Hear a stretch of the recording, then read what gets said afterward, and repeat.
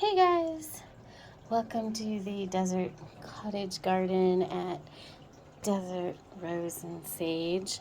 It is the beginning of October, and I thought I'd take a quick video of what's going on out here because we got so much rain, which is very unusual for us again. But we have so very wet plants. And next week looks like we're gonna have close to freezing temperatures, so everything here will lose its flowers. Our Russian sage has really done very well again this year. The bees have been very happy. And I will have to take down the fountains next week before we get that hard freeze. Well, it won't be a hard freeze, it'll be a light freeze, but for the fountains, it's too hard on them.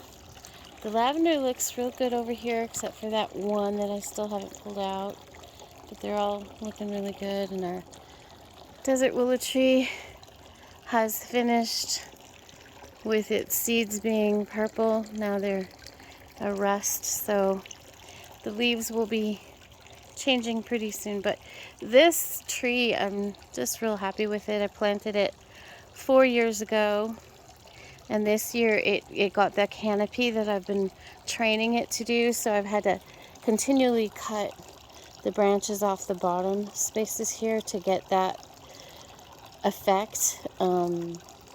It's grown really fast. They grow really fast. The Leland Cypress trees, they were struggling for a while, but look at them now. They're just happy, happy, happy, happy. They're just glowing. Of course, all the rain this year sure helped them. Leland Cypress trees do grow fast and are extremely drought tolerant, so that's why I chose them for here, because I wanted a barrier across here in the front. The plum trees did not produce this year, but they're young, so I'm hoping next year, and they look really good and healthy. The rose bush over here came back to life. It's looking really good. It likes the cooler weather. It doesn't like it so hot. That bush back there is coming back to life as well, so it didn't lose it. And this one is still struggling, but it looks pretty good. The blue juniper as well is a extremely drought tolerant tree, and it's a slow grower, which is why I put it there, because I wanted it to grow slowly. The rosemary bush, of course, they're tough. Although I'd have to say the ones that I put in the back, they did not grow. I don't know what happened. I'm going to have to work on that. Rose bush here is just about done. That's what I said last time, but they may bloom again. Roses like it when it gets cooler. Let's go on out here and look at our grasses, see how they're looking. And this rose bush bloomed again really nicely. It came back to, it was a little beat up from the heat, but like I said, rose bushes, they like good sun, but here the sun is really intense, at least in my front yard. And I've certainly been able to cool it down. I've tried to provide the plants that are going to suffer in the sun some shade, like the lavender back there. They're underneath that desert willow tree. And I really like how this desert willow tree has done this pop out in the front here. It looks really good. And then on the other side of it, it's nice and open so we can see under it. And you can see the pampas grass is doing really well. It's really huge. And it's got a little color in it from fall. And it'll turn a little more brown. The plumes didn't get all poofy, but these are young plants, so maybe next year they'll be all poofy. And then we have the lower grasses here that I never remember what the name is. It's some sort of a reed grass, but they do well here.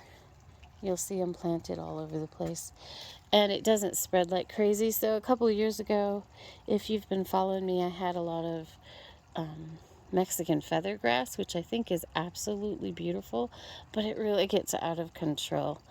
after a couple of years.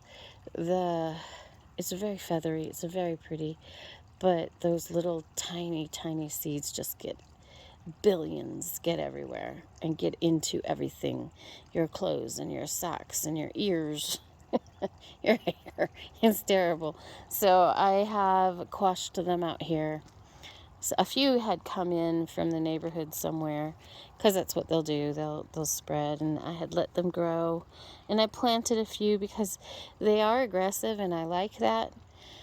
Usually in a plant here, because then it'll spread easier, but that was a bad idea, so I take it back.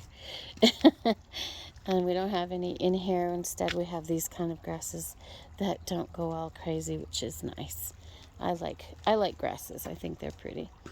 And of course, where we live, we don't have a lot of flowers growing.